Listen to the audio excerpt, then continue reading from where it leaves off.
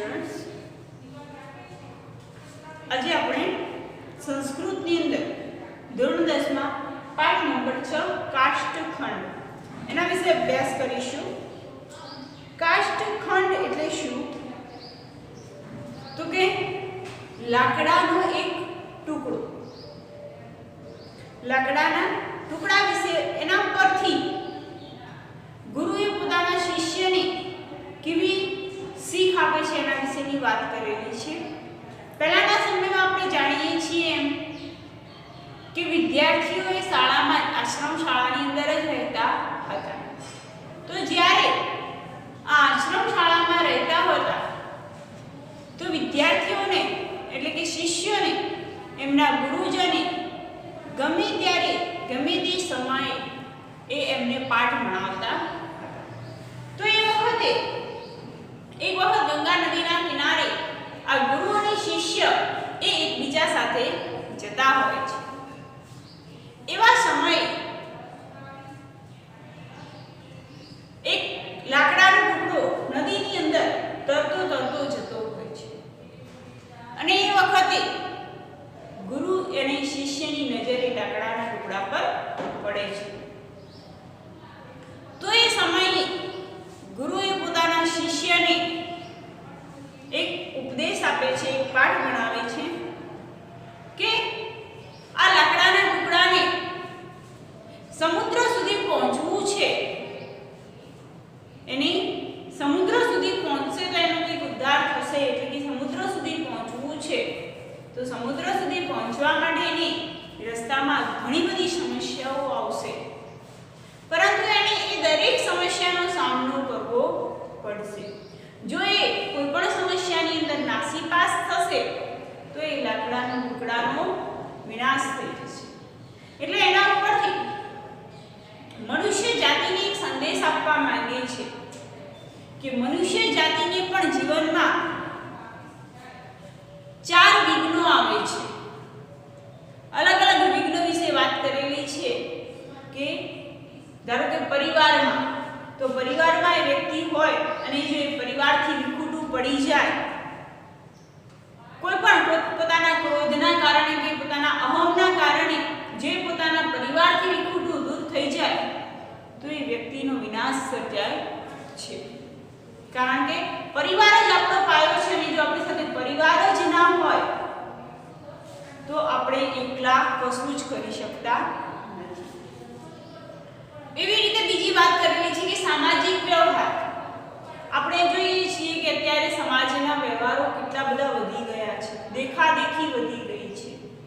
તો જે કોઈ વ્યક્તિ સામાજિક વ્યવહારોએ અધિક કરશે એટલે કે પોતાની ક્ષમતાથી બહાર જઈને કરશે તો પણ એ વ્યક્તિ પોતે નાસીપાસ થઈ જશે।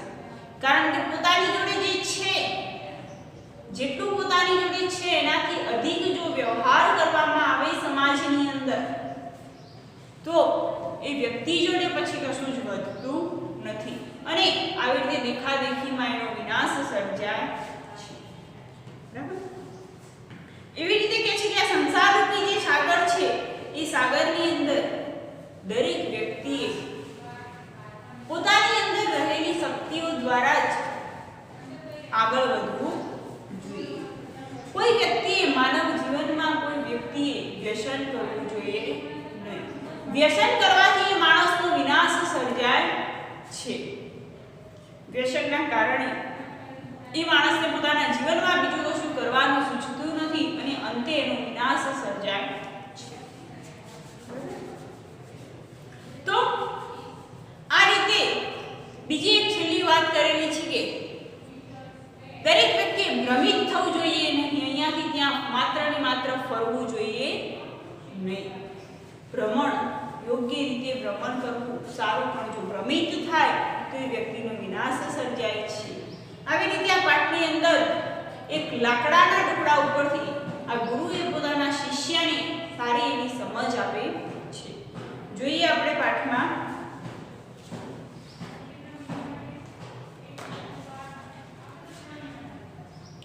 ગંગા તીરે એક ગુરુ શિષ્યેણ સહ વર્તમાન આશિત ગંગા નદીના કિનારે એક ગુરુ એ પોતાના શિષ્યની સાથે જતા હોય છે. સ જલ પ્રવાહેણ નિયમાનં કંચન કાષ્ઠખંડં દર્શયન શિષ્યમાહ. એ સમયે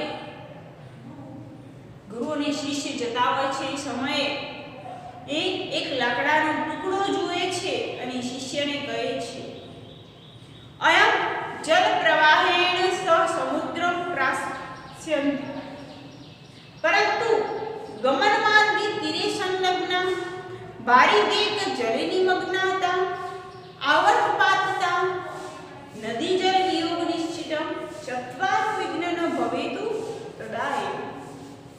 કે આ લાકડાને સમુદ્ર સુધી, લાકડાના ટુકડાને સમુદ્ર સુધી પહોંચવું છે, પરંતુ જળ માર્ગે એટલે જે રસ્તા પર જાય છે, જવાના રસ્તા પર, ગગન માર્ગે એટલે કે જવાના રસ્તા પર નદીના કિનારાનું જોડાણ આવશે.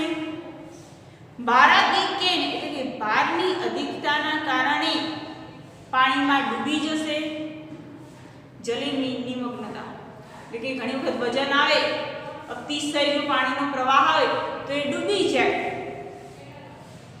આવર્તપાતતા એટલે કે વમળમાં પડી જશે. નદી જલ વિયોગશ્ચિત ચત્વારો વિજ્ઞાન ભવેયુ તદા એવ. અને નદીના પાણીથી વિખોટા પડવું એમ 4 વિઘ્નો આવે છે. ગુરુ રગ્રે ઉપદિશતિ શિષ્યમ. ગુરુએ પોતાના શિષ્યને ઉપદેશ આપે છે, વયમ સર્વે માનવા અપી કાષ્ઠખંડા એવ. આપણે બધા મનુષ્ય પણ આ એક લાકડાના ટુકડા જેવા છીએ. અસ્માકમ જીવનેવ નદી. આપણું જીવન પણ આ નદી જેવું છે. પરિવાર પ્રવાહનું, પરિવારે વહેતા પ્રવાહ જેવું છે. તત્ર સ્નેહ રૂપમ જલ વહતિ. ત્યાં સ્નેહનું એટલે લાગણીનો, પ્રેમનો એક પાણીનો પ્રવાહ વહે છે.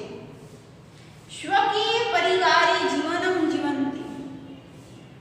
આપણે બધા સાથે મળીને, પરિવારની સાથે મળીને જીવન જીવવું જોઈએ. કાષ્ઠ રૂપા વયમ સુખપૂર્ણ સંસાર રૂપમ સમુદ્રમ અવશ્ય પ્રાપ્તુ શક્નુત યદિ ચત્વારો વિજ્ઞાન ભવન. જેમ કે આ લાકડું એ સમુદ્રને પહોંચવા માંગે છે, એમ મનુષ્ય પણ પોતાના જીવનમાં સુખ અને સમૃદ્ધ થવા માંગે છે.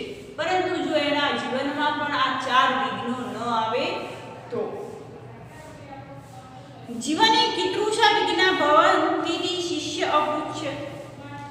શિષ્ય પૂછે છે કે જીવનમાં કયા કયા વિઘ્નો આવે. કે તમે લાકડાની તો વાત કરી કે લાકડાને કદાચ વમળમાં ફસાઈ જાય, કે પાણી ભારરૂપ બની જાય, કે ક્યાંય નદીનો કિનારો અડી જાય તો એના કારણે કે લાકડું ડૂબી જાય. પણ મનુષ્યના જીવનમાં કે કેવા અંદર એમ કે પ્રોબ્લેમ આવી શકે છે, સમસ્યાઓ કેવી આવી શકે છે.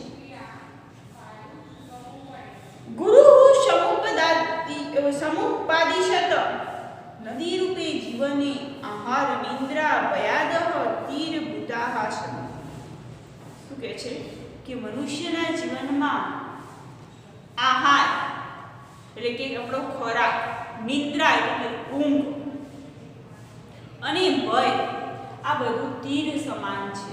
એટલે કે જીવનમાં જો વધારે પડતો આહાર લેવામાં આવે તો મનુષ્ય બીમાર થાય છે, વધારે પડતી ઊંઘ લેવામાં આવે તો મનુષ્ય જીવનમાં કશું જ કરી શકતો નથી. અને જો જીવન જીવવા માટે ક્યાંય પણ ભય હોય, ડર હોય સતત, તો એ મનુષ્ય પણ જીવનમાં કોઈ જ પ્રાપ્તિ મેળવી શકતો નથી. તીરેષુ સંલગ્નતા નામ આહાર નિંદ્રા ભયાદિના સેવને સતતમ પ્રવૃત્તિ વસ્તુતુ આહાર દય સેવનીયા ભવંતિ તથાપિ તત્ર સતતમ સંલગ્નતા વિઘ્નતિ. જો કે કોઈ મનુષ્યએ સતત આહાર જ લે, માત્ર ખોરાક જ ખાય, બીજી કોઈ પ્રવૃત્તિ ના કરે તો એ ભય, એના કારણે એ મનુષ્યનો વિનાશ સર્જાય છે. આહાર रूपम विघ्न भवति चेत काष्ठखंड रूपा वयम सुख रूपम समुद्र प्राप्त न शक्नुमः। जो કે આહાર, નિંદ્રા અને ભય એ પોતાના જીવનની અંદર હદ કરતા વધારે વધી જાય તો એ જીવનનો વિનાશ થાય છે। જીવનમાં એ વ્યક્તિએ ક્યારે સારી એવી પ્રગતિ કરી શકતો નથી। સામાજિકો વ્યવહારઃ ભારરૂપો ભવતિ। પહેલી વાત આહાર, નિંદ્રા અને ભયની કરી છે। બીજી વાત સામાજિક વ્યવહારની કરી છે કે સામાજિક વ્યવહાર એ ઘણી વખત ભારરૂપ બનતો હોય છે। यद्यपि सामाजिको व्यवहार सर्वत्रैव अपेक्षितो भवति परंतु सशक्तिमति क्रयम न भवेत्। कि આપણે જાણીએ છીએ કે સામાજિક વ્યવહાર તો દરેકે કરવો જ જોઈએ અને દરેક મનુષ્ય પોતાની શક્તિ પ્રમાણે કરે તો એ એમાં સફળ થાય છે। શક્તિ બહારનો સામાજિક વ્યવહાર કરવો જોઈએ નહીં। ये जनाः स्वकीय शक्ति मतिक्रम्य सामाजिकान् व्यवहारं कुर्वन्ति न अतिभारत्व निमज्जित एव निमज्जित जनसुखमय संसार समुद्र प्राप्त न शक्नुमः। जी व्यक्तिए घणी वखत આપણે જોઈએ કે પરિવારની અંદર કોઈ સામાજિક વ્યવહાર કરવામાં આવે તો એક ભાઈ વધારે વ્યવહાર કરે, એક ભાઈ ઓછો કરે અને દેખાદેખીની અંદર कोई मामेरू के એવું કશું કરવાનું હોય તો દેખાદેખીની અંદર સામાજિક વ્યવહારો વધી જતા હોય છે। પેલાએ આટલું કર્યું તો હું આટલું કરીશ, તો આ વખતે આવું દેવું કરી અને એ આવા વ્યવહારો કરતા હોય છે તો કે એ વખતે પણ એ વ્યક્તિ પોતાનો વિનાશ સર્જે છે અને એનો ત્યાં અંત આવે છે। એ ક્યારેય સફળ સમુદ્ર પાર કરી શકતો નથી। એટલે કે જીવનરૂપી સમુદ્રને એ નિષ્ફળ નીવડે છે। શૂરાપાન, અક્ષ ક્રીડા, તમાકુ ભક્ષણ, ચોર કર્મ ઇત્યાદિની દુર્વ્યસનાની માનવ જીવનની આવર્તભૂતાની સંતિ। ત્રીજી વાત કરે છે કે જે મદિરાપાન, જુગારની રમત, તમાકુનું સેવન અને ચોરી જેવા ખરાબ કામ કરે છે। કયા કયા? મદિરાપાન, જુગારની રમત, તમાકુનું સેવન અને ચોરી જેવા ખરાબ કામ કરે છે એ લોકોનું જીવન એ હંમેશા વમળ જેવું હોય છે। વમળ જેવું એટલે ફરતા જ રહે, એમની એ ક્યાંય સ્થાયી થઈ શકે નહીં। એમને બસ એ મદિરાપાનમાં જ મસ્ત હોય, કાં તો જુગારની રમતમાં જ મસ્ત હોય, અથવા એમને માત્ર ચોરી સિવાય કશું સૂજે નહીં। એષુ પતિતો જનઃ ભવિ આગંતુ ન શક્નોતિ। આવા લોકો ક્યારેય આગળ આવી શકતા નથી। અતઃ તત્ર પતનમેવ ન ભવેત તાદૃશં પ્રયત્નં સતતં કરણીયો ભવતિ। આથી તેવા લોકોનું પતન જ થાય છે અને તેઓ સતત પ્રયત્ન કરતા હોય છે। શેનો પ્રયત્ન? કે મદિરાપાન ક્યાંથી મળે, રમત ક્યાંથી રમીએ, એટલે કે જુગારની રમત ક્યાંથી રમીએ, કે ચોરી ક્યાંથી કરીએ, કે તમાકુ ક્યાંથી ખાઈએ, એ લોકો સતત એવો પ્રયત્ન કરતા હોય છે। સંતિ જે તરંતઃ અપી એકસ્મિન સ્થાને પરિતઃ ભ્રમતિ। જે વ્યસન કરે છે તે ઈચ્છવા છતાં પણ એક સ્થાને ચોમેર ફરતા રહે છે। એ લોકો એવું કદાચ ઈચ્છે કે અમારે એક સ્થાને સ્થાયી થવું છે તો પણ એ સ્થાયી થઈ શકતા નથી, એ ચોમેર ફરતા રહે છે। તેષા પ્રગતિની બાધિતા ભવતિ। એ લોકોની પ્રગતિમાં અવરોધ આવે છે, એમની પ્રગતિ અટકી જાય છે। તતસ્તે સુખાદી રૂપમ સંસાર સમુદ્ર પ્રાપ્તુ નાહંતિ। એ વખતે એ સુખરૂપી સંસારના સમુદ્રને પ્રાપ્ત કરી શકતા નથી। પરિવારાત મુખતત્વમ એવ નદી જળ વિયોગ। નદી જળ વિયોગની વાત કરીએ માં પરિવારથી જો કે આપણે વિખૂટા પડી જઈએ તો પણ આપણે સંસારરૂપી સમુદ્રને પ્રાપ્ત કરી શકતા નથી। સામાન્યતયા પરિવારે નિવસંતઃ એવ વયમ સંસાર સમુદ્રમ પ્રાપ્ત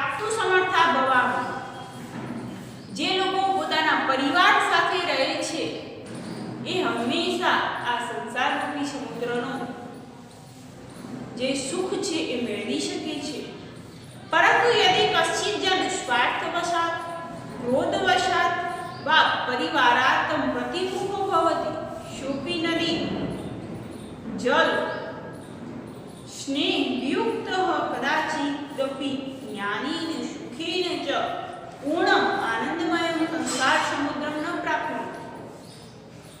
જે લોકો કે આ સંસારરૂપી સમુદ્ર છે એની અંદર ક્રોધના કારણે કે સ્વાર્થના કારણે પોતાના પરિવારથી દૂર થાય છે.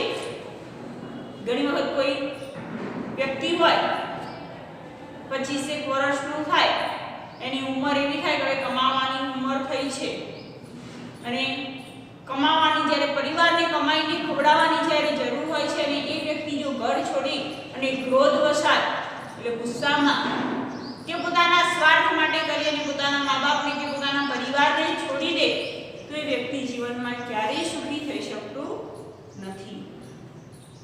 તો એને સુરપી નદી એટલે કે પરિવાર સ્નેહ એવું કશું જ મળતું નથી. જીવનમાં પછી ઘણી વખત એવું થાય કે એની જોડે પૈસા ઘણા હોય પરંતુ એની જોડે પરિવાર કે પરિવારનો પ્રેમ હોતો નથી. ચતુર્ભ્યમ વિઘ્નેભ્ય રક્ષિતા જનાઃ જ્ઞાનેન સુખેન ચ પૂર્ણમ આનંદમયમ સંસારરૂપમ સમુદ્રમ અવશ્યમ પ્રાપ્નોતિ. આ 4 વિઘ્નોથી જો રક્ષણ મળી જાય મનુષ્યને, આ 4 વિઘ્નો જો જીવનમાં ન આવે તો મનુષ્ય એ આ સંસારરૂપી સાગરને પાર કરી શકે છે. બરાબર? તો 4 વિઘ્નો વિશે આપણે જોયું કે મનુષ્યને જીવનમાં હંમેશા આવા 4 વિઘ્નો નડતા હોય છે અને એ 4 વિઘ્નોમાંથી એમને પસાર થવું જોઈએ.